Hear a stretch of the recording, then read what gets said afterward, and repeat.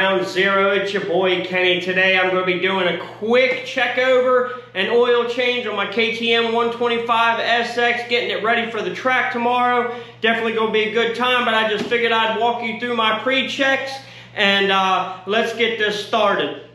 Alright, so let's take a peek at what I got going on, the chemicals I'm going to be using and the tools I'm going to be using to do my quick service so we can get started. So out the gate, obviously we're going to use some clean rags, a funnel. I got some Maxima chain wax, some brake cleaner, and some Motorex T4 engine oil. My tire gauge flashlight, you guys recognize that as the fork pump. A 1/4-inch ratchet with a 10mm socket, and a 1/4-inch ratchet with a 3-inch extension and a T30 Torx bit. So now that you guys have seen that, let's go POV with this so you guys can see what I see, and let's get going on this. Alright guys, so now that you can see what I can see, first thing I'm going to do is put my lift up and drop it down on the safety lock. Let my lift come down. I'm going to go ahead and turn my air compressor off now before it goes ringing. Okay, so I like to go from the bottom to the top of the bike. Let's start off by, also I want to add, I did put a grunge brush in my list of things. I forgot to do that. You can pay the full price, $20, $25, $30 for this, but they literally sell them on Amazon for like $5 if you wait a couple days from China. It's where the rest of them's coming from anyway. But to start off, we're going to start with the front wheel. We're going to look at the clamps, make sure nothing looks like it's loose or moved. You're going to look down in here and look at your brake pads. Brake pads are looking good. This is the first service on my bike, so it shouldn't be bad at all. Going to look at your forks, make sure there's no leakage, seepage, or they're excessively wet. You're always going to get a little bit of residue on that, but not a whole lot. You shouldn't be running down your fork at all, and it should definitely never be puddling at the bottom. You're going to check the pipe, make sure that there's nothing. You're going to check your power valve goers and stuff like that. Make sure nothing's leaking.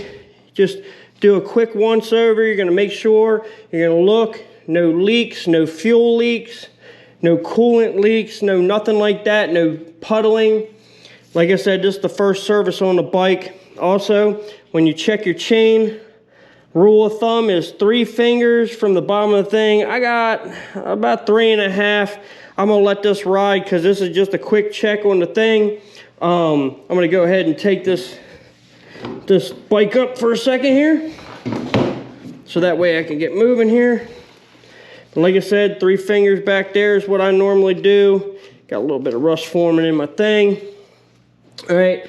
Like I said, this is just a basic. The first thing you want to do is you want to visualize the whole bike. You want to make sure, like I said, nothing running down your forks. You're not looking for any coolant. Nothing should be wet on this bike whatsoever.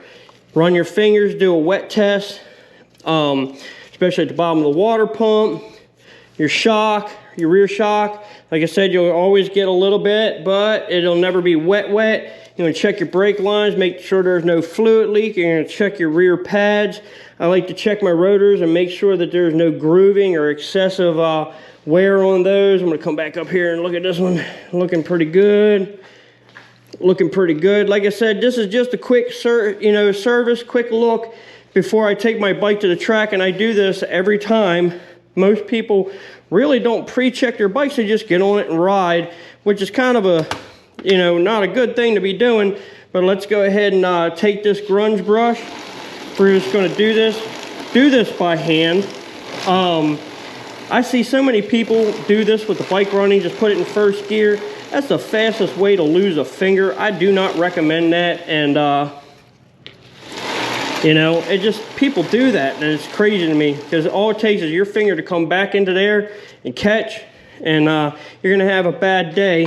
So let's grab some of this here chain wax and grab my rag. Oop, almost dropped it there. Little dab will do you. This is not an O-ring or an X-ring chain. This is the factory chain that came on the bike. This bike doesn't have many miles on it, so it should be good. But so just a light cover. You're not going to go crazy with it and soak it down. Another thing I do is when I do this the night before I'm ever going to ride with any of my bikes, because it gives the chain wax time to actually tack up, and so it doesn't sling anywhere as bad. And I mean, everybody's got their own way of doing things. This is mine. Everything that I tell you on my channel is like my personal preference. I do follow the book as much as I possibly can. Dirt bikes, I don't really do torque specs as much. I'm not going to sit here and torque a drain bolt. Obviously the PDF file is online for this, but if it comes to the point where you're stripping drain bolts or you're over tightening stuff, then more than likely you shouldn't be working on your bike. I always recommend you taking your bike to the dealership. You know, these guys are what they do all day long. So now that I've done the whole chain, I can see that I've done the whole chain. I'm just going to go ahead and do a quick wipe, you know, so the chain's not completely saturated, because what you want is you want it down in there on the rollers. It's never going to get in between the thing without sitting. So just a quick wipe. Okay, so now that I've done the chain wax, I'm going to come down here. You're going to see why I like my my long 1/4 inch ratchet. Something that most people don't do is they don't check their spokes. And you're listening for that nice little tone. And you'll know when one of these is loose, because you're going to hear a dead spot and it's going to be a thud more than a ping.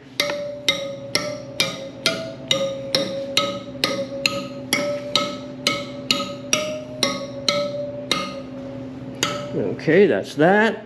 Come around to the back side.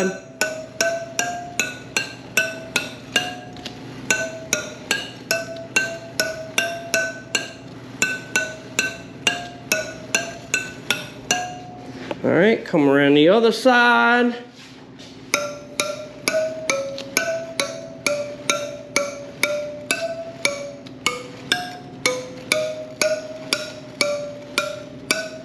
You hear some of them are starting to loosen up, but that's all right. I will take care of it after this ride. You know, like I said, today is just a quick check. All right, so I had to cut the video. My air compressor started blowing. Next thing I'm going to be doing is checking my air pressure. Going to go ahead and turn the air compressor off. PSI, like I said before in one of my other videos, is everybody has their own preference. 900 different people are going to do stuff 900 different ways, and nobody's wrong. What I like to do is I like to run 15 pounds, which I got 15.2 in there, so that's perfect. Throughout the day, I'll adjust as in, you know, a sandy condition or a hard packed track or something like that. I will change up my air pressures as needed. But like I said, everybody's got their own preferences on this, especially when I get to the forks. I like mine super soft, so I don't run as much air in mine, but we'll talk about that when we get to it. Another 15 pounds. Ooh, 116. I'm going to bring that down a little bit. 15.3. I'm happy with that. Like I said, I adjust my pressures and stuff like that through the day just to get that right stuff, just what I need. I'm going to go ahead and set that down on my box. Go ahead and hook my airline back up to my pedal. So now that I've got that all done, the spokes are checked, brakes are checked, the fork seals are checked, my chain's lubed and checked. I've checked the whole engine, make sure there's no leaks or nothing like that. I'm going to go ahead and let this jack down. I'm going to go ahead and put that down on the floor. So next thing I'm going to do is I'm going to come around here. I'm going to show you everything that's going on. So if you're probably watching this video is because you know you're curious of how your oil's getting changed on this. There are 2 drain bolts on a KTM and there is 1 check bolt. So this bolt right here that I'm pointing at is one of your drain bolts, and this bolt right here is actually your oil check bolt. So we're going to come around. I'm also going to show you the other drain bolt. I only drain one. I don't see the need in draining both of them, but right there behind your shifter is your second drain bolt for that. So let's walk over here. I'm gonna get a drain pan, which I should have had already ready, but let's go ahead and take these funnels out. You've seen my box of parts for my CT videos and stuff like that. So just a regular drain pan. I will warn you that I know for a fact when you go to take that loose, it will spray out pretty far. Let me grab a clean rag. I'm gonna grab my 10mm and my my ratchet. So let's come around here. Obviously, first things first, you're gonna wipe around there and make sure there's nothing that can fall in the crankcase. You know, clean up all that excess dirt. Then that's on there pretty tight.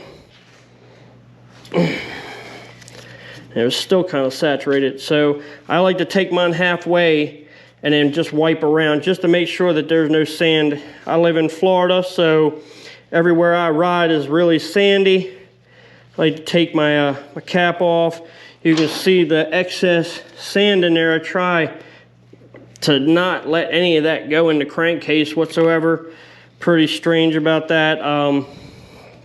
Okay, so first things first, obviously your 10mm bolt on your drain bolt.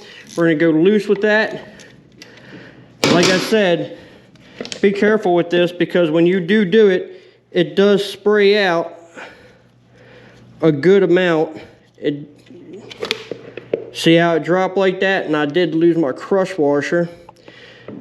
So I'm draining that out, and what I am looking for is the other side's a magnetic drain bolt. I know that for a fact. I like to take my bolt and clean that up, wipe my hands off here. I can see my oil is crystal clear. This is a super low hour bike.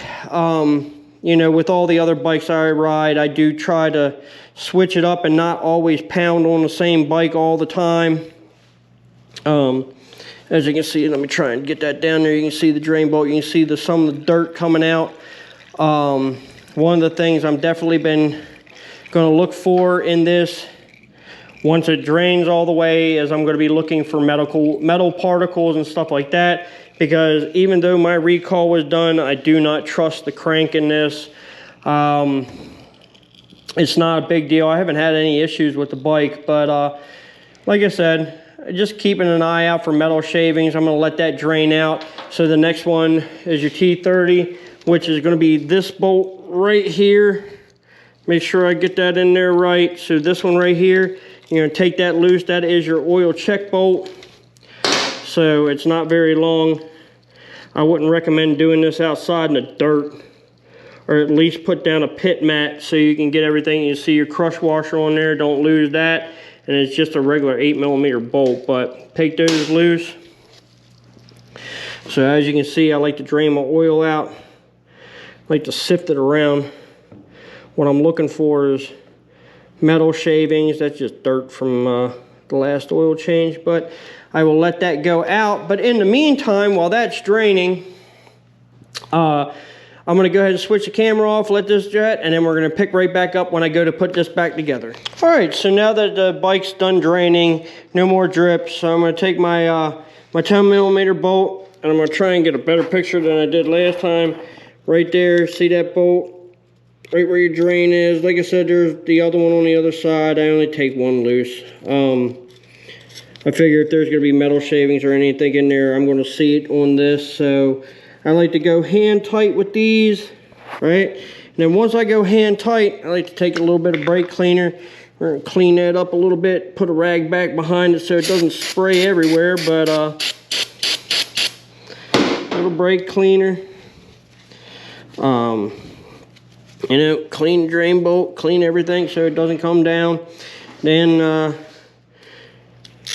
like I said, I don't torque the drain bolts, just snug. That's it, just snug. It ain't going nowhere. It's not a load-bearing bolt or nothing like that. I still got my my bolt loose for the oil check, which is, get a good picture up in there, that bolt right there. And so we're going to go ahead and open up this oil. Get my thing out of the way here. So, brand new fresh quart of oil. Gotta love that. Pull it out. I know that this thing doesn't take a whole lot. Let me go check my thing, make sure I ain't getting no oil on that. So, just your funnel up in there, and you'll see it coming out the weep hole as soon as the bike's filled. I know it doesn't take a whole quart. Let that drain down. I'm gonna put my drain pan right up underneath there. Just adding oil until you see it come weeping out. Should not take this whole quart. So, continue to add. You'll definitely see it weep out. Alrighty.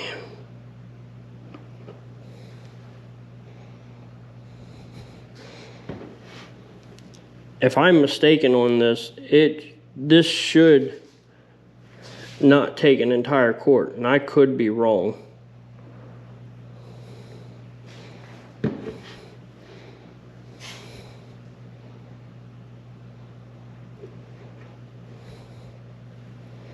Maybe it will take a whole quart.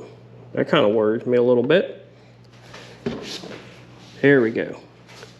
Okay, it almost took a full quart. This is the first oil change I've done on this bike, so we're just gonna go ahead and put the whole quart in there. And I'm gonna let it go ahead and drip down. You can see my drain dripping down. Let that run out a little bit. And so I didn't overfill it. Once you start seeing it slow down, I'll go ahead and put my my check bolt back in there. You want to leave it a little high so that way you can check it throughout, you know, your rides and stuff like that. Like I said, I'm going to let this drain out a little bit here. Take my funnel out in the meantime, put that back in there. Let that drain out. I don't want it to be super high. And even if it is a little high, it ain't going to hurt nothing. So, lean down here. Obviously you can see it's dripping. I know I overfilled it because I'm pretty sure it does not take an entire quart, but better safe than sorry. Letting it drip down.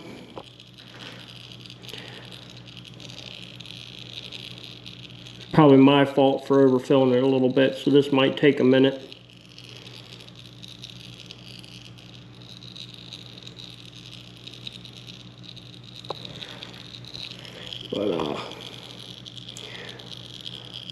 But one thing, as you can see, it's starting to slow down a little bit, so I'm going to go ahead and take my bolt and stick it back in there. Like I said, you want to leave it a little high so you can still check your oil and stuff throughout the day. Trying to get this so you guys can make sure you see everything. Take that bolt in there. Just going to do it hand tight for now. Alright, hand tight. Get my rag. Alright guys, I apologize for that because my camera over-temped because it is literally 100 degrees in my shop right now. But I was in the middle of wiping down my frame, stuff like that, and I left my my oil check bolt, which is right there, loose. Go ahead and tighten that.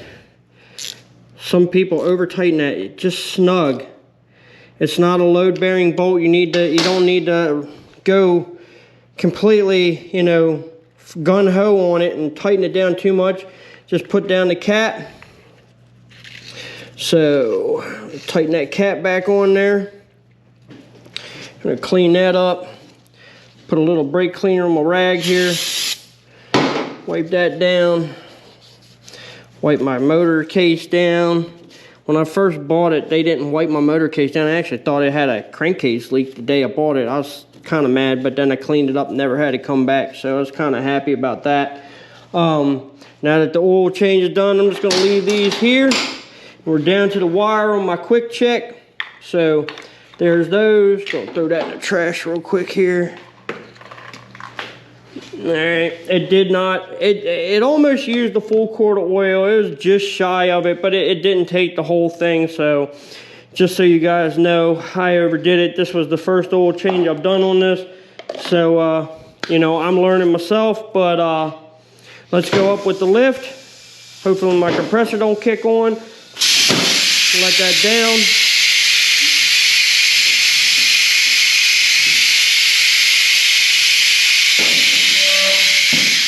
All right, now that the lift is down, I'm gonna go ahead and kick my compressor off, make sure it doesn't come back on. The last couple things I'm gonna check is my brake lever. Just make sure there's no excess play in it, nothing like that. Check the play in my throttle, which isn't very much. Next thing I'm gonna do is check my my coolant level, which I don't know if you can see in there, but it's right at the top. I will tell you that there are so many mixed reviews on these Tusk radiator gauges. I recommend getting one. I have one on literally this bike. I have one on every single bike that I have, you know, my race bikes or whatever. There's one, but I got this leaned over. As you can see, I got one here.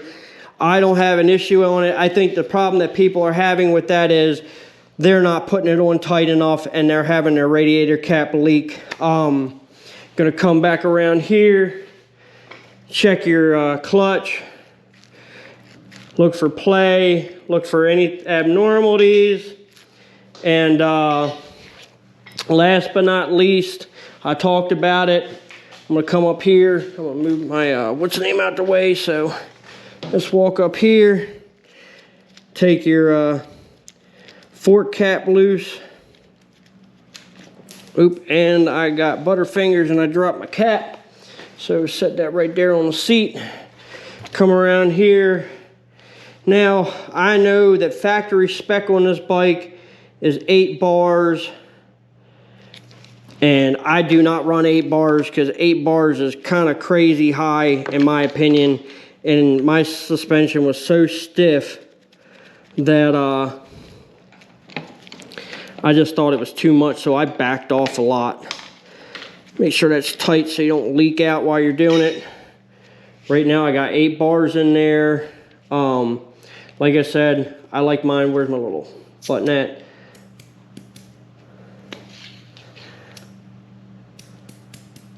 You can hear me letting the air out of it, coming down. I only run 6.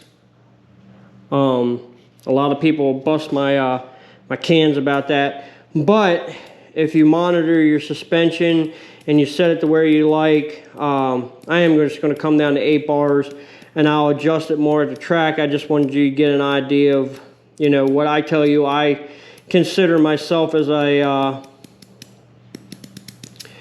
you know, just a basic whatever. So coming down.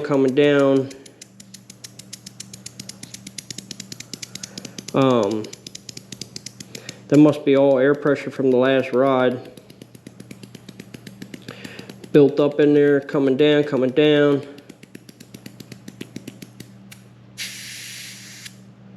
There we go, 7. Try not to go too crazy with it. Like I said, I run 6 in mine, but I'm just going to leave it at 8.5. And, you know, that way I'm not burning up the video sitting here trying to adjust my suspension for you. But just taking it loose, you're always going to lose a little bit of air pressure taking that loose. And then we're going to reach over here, just put our cap back on.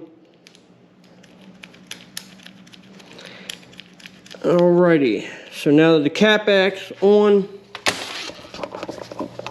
let me take this off here real quick. And that, ladies and gentlemen, is my start to finish on my oil changes, pre-checks and stuff like that. I know that there are things in my pre-check that a lot of people that don't actually race and they just ride trails or whatever, they tend to overlook, and they are actually things that need to be checked on a regular basis. The chain, the spokes. I've never seen anybody at the track you know, trails that I go to actually sit there and check their stuff at the field or the track or whatever. But that is my start to finish. And I do hope you guys are liking all my videos. And if you haven't done so, let me earn that subscription. Go down below, hit like and subscribe. And until next time, wear your guys' helmets, stay safe, and I'll see you in the next video.